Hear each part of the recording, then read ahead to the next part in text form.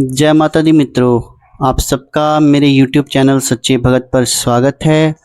और आज का विषय जिसके ऊपर हम चर्चा करने जा रहे हैं वो विषय ये है कि हम जब अध्यात्म की दुनिया में आते हैं, जब हमारा कदम जो है अध्यात्म की दुनिया में पड़ता है और हम चाहते हैं कि हम किसी एक इष्ट की पूजा करें, क्योंकि अपनी वीडियोज़ में मैं बार बार समझा चुका हूँ कि हमेशा एक ही देवता की पूजा की जाती है, चाहे वो कोई देवी हो चाहे देवता हो, तो उन्हें हमें अपना इष्ट बनाना पड़ता है। और जब हम उनका पूजा पाठ करते जाते हैं तो जब एक देवता सिद्ध हो जाता है तो बाकी देवता जो है अपने आप ही उसके पीछे चलना जो है वो शुरू हो जाते हैं।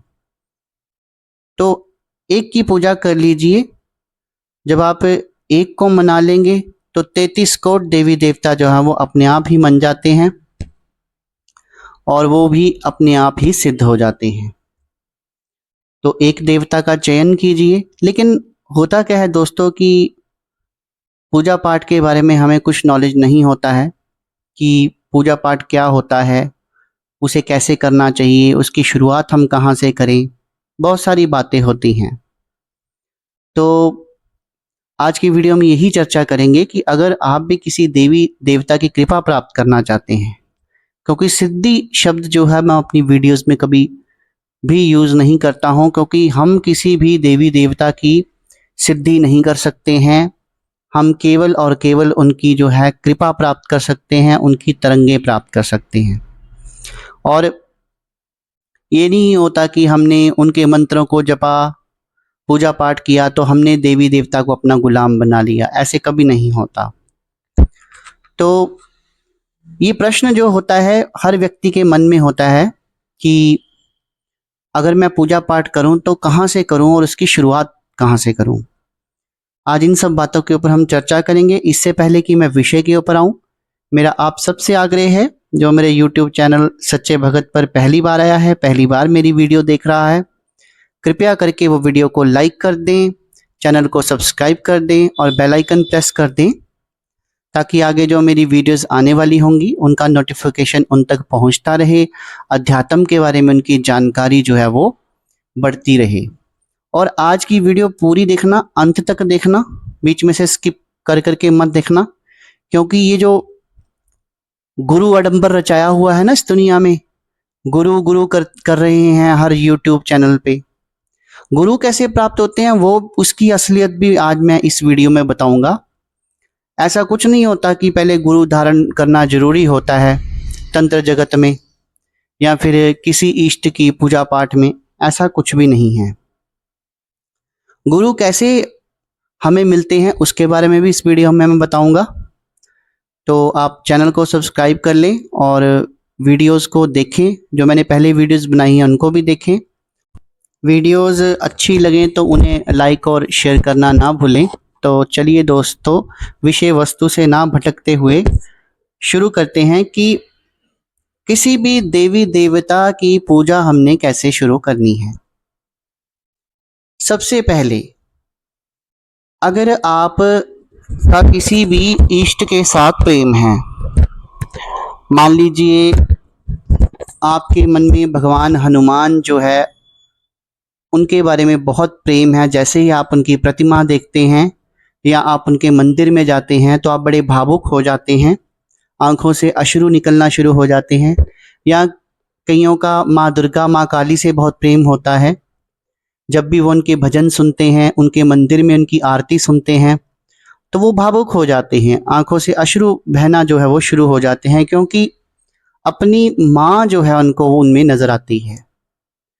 तो जब इस तरह की भाव आपके मन में आने लगे तो आपके मन में आता है कि हम किसी न किसी इष्ट की पूजा अपने घर में करें जिनसे आपके भाव जुड़ जाते हैं।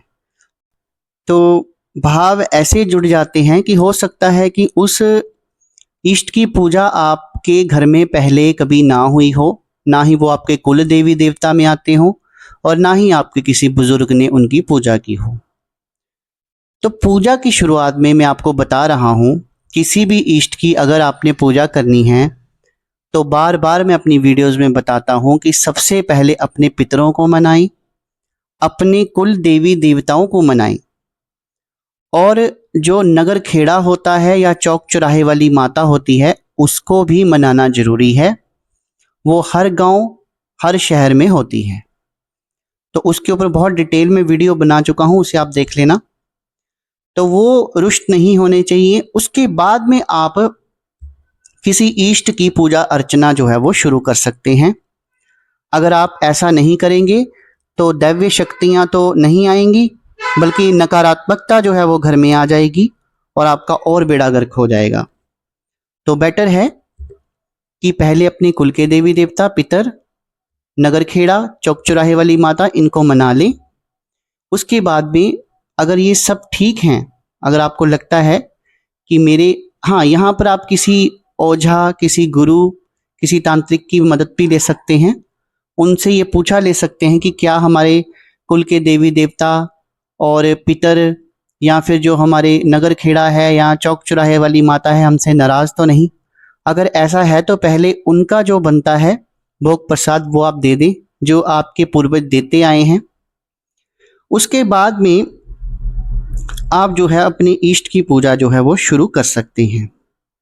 दोस्तों, जो मेरा अनुभव रहा है उसमें उपनिषदों में भी मैंने स्टडी किया है और मेरा स्वयं का भी अनुभव है। जब हम किसी भी देवी देवता की पूजा शुरू करते हैं तो उसमें ज़्यादा आडंबर करने की ज़रूरत नहीं होती है, और ज़रूरी भी नहीं है कि जब आप वो पूजा की शुरुआत कर रहे हैं तो आपका गुरु हो कोई। उस समय आप क्या करें कि आप जिस भी इष्ट की, मान लीजिए कि आपका जो भाव है वो माता महाकाली से जुड़ गए हैं और आप उनकी पूजा अर्चना करना चाहते हैं, तो आप उनके शुरुआत में अगर आप मंत्रों का जाप नहीं कर सकते, आपको माला फेरना नहीं आती है, अभी आपको किसी ने नहीं सिखाई है, तो आप उनकी किसी एक स्रोत का पाठ करना शुरू कर दें या उनकी किसी चालीसा का पाठ करना शुरू कर दें।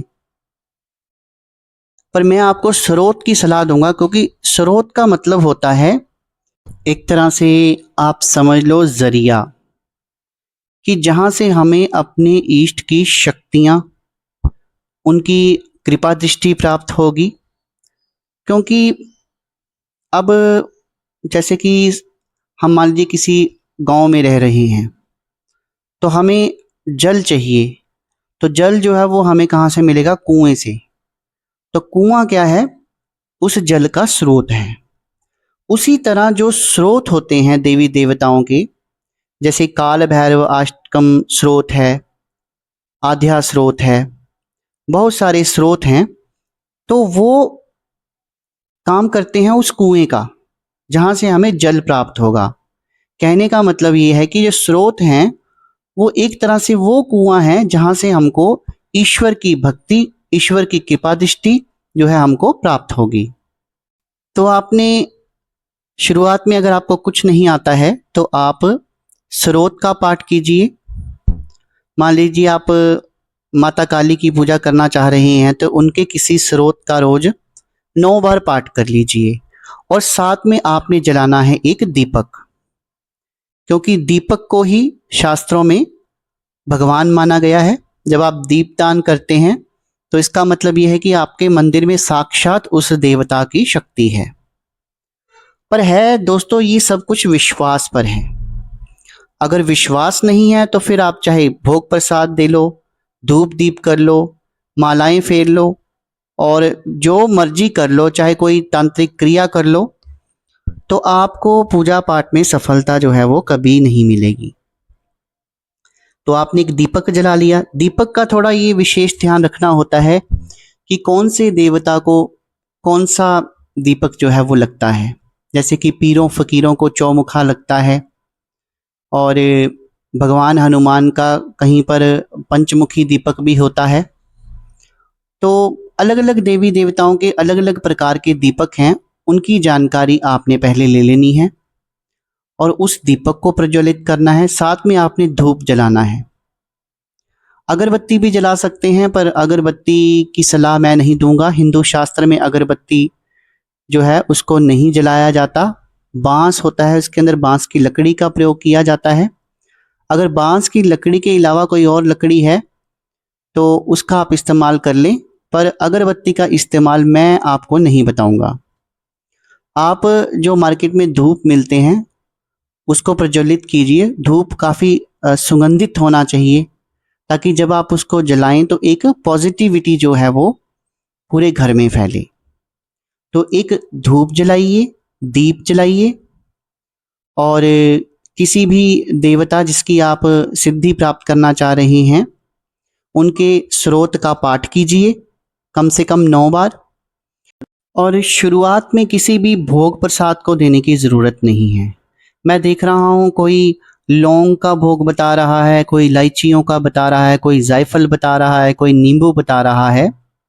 ठीक है, अपने अपने तंत्र के अनुसार अलग अलग भोग जो हैं वो बनाए गए थे, लेकिन अगर आप एक शुरुआत कर रहे हैं तो शुरुआत में ये जो हम धूप दीप करते हैं, और पूजा के समय एक आपने जल का पात्र भी पास में रखना है, और वो जल का पात्र तांबे का होना चाहिए, उसमें पानी भरकर आपने पास में रखना है। तो जल का पात्र रखना, दीप जलाना और धूप जलाना, यही देवी देवताओं का भोग जो है वो उपनिषदों में कहा गया है। वहाँ पर किसी भी प्रकार के मांस, मदिरा या कोई भी भोग प्रसाद की चर्चा जो है वो नहीं की गई है। तो आप शुरुआत में ऐसे ही कीजिए। धूप दीप जो आप करें वही देवता का भोग है।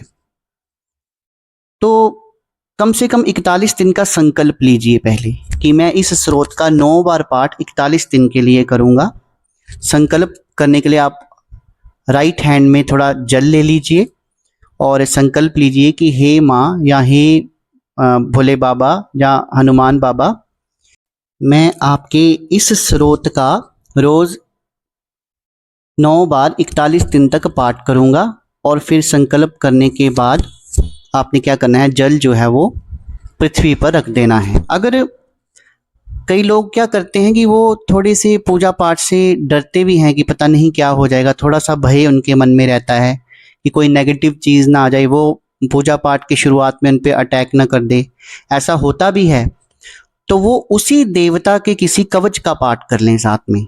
एक बार कवच का पाठ कर लें, 9 बार स्रोत का पाठ कर लें, तो शुरुआत में इतना ही सफिशेंट है। जैसे जैसे आप स्रोत का पाठ करते जाएंगे, स्रोत सिद्ध होता जाएगा। आप देखना, आपकी बहुत सारी परेशानियां दूर होना शुरू हो जाएंगी, नेगेटिविटी दुनिया से, आपके जीवन से दूर होना शुरू हो जाएगी। और देवता के स्रोत का पाठ करने से ही देवता ही आपको मार्गदर्शन देगा। हो सकता है वही आपको किसी ऐसे योग्य गुरु से मिला दे जो उनका बहुत परम भक्त रहा हो, या उसी इष्ट की पूजा पाठ करता हो वो जिसकी हम कर रहे हैं, तो आपको उनसे दीक्षा भी प्राप्त हो जाए, मंत्र भी प्राप्त हो जाए।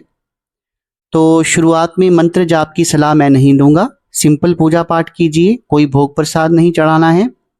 पहले उसी देवता का कवच लगाइए और उसी देवता के स्रोत का पाठ कीजिए। जब आपका आध्यात्मिक लेवल थोड़ा ऊपर बढ़ जाएगा और आपको पॉजिटिविटी दिखेगी, स्वप्न में देव दर्शन होना शुरू हो जाएंगे, घर में कला कलेश बंद हो जाएगा, और बीमारियां जो हैं वो दूर हो जाएंगी, और आपका कारोबार वगैरह सब कुछ ठीक हो जाएगा। कहने का मतलब यह है कि सारी नेगेटिविटी दूर हो जाएगी और पॉजिटिविटी ही रह जाएगी। तब आपको चाहिए कि आप अपने इष्ट के मंत्रों का भी जाप जो है वो करना शुरू कर दें, क्योंकि एक तरह से आपका शरीर जो है वो पवित्र हो जाएगा, और वो देवी देवता आपके मन में, आपके शरीर में स्थान बनाए उसके काबिल भी हो जाएगा, क्योंकि स्रोत का पाठ करते करते आपके शरीर की जितनी भी नेगेटिविटी है वो निकल जाएगी। तो आशा करता हूँ मित्रों, जो जानकारी मैंने आज आपको दी है, जानकारी आपको अच्छी लगी होगी, क्योंकि ये मेरा भी प्रश्न एक समय था और आपका भी प्रश्न है कि शुरुआत कहाँ से की जाए। तो इस वीडियो में बहुत डिटेल से मैंने सिर्फ शुरुआत के बारे में बताया है कि अपनी आध्यात्मिक जर्नी जो है वो आपने कैसे शुरू करनी है। आज की वीडियो में बस इतना ही। कल फिर हाजिर होऊंगा एक नई वीडियो के साथ। तब तक के लिए शुभ रात्रि।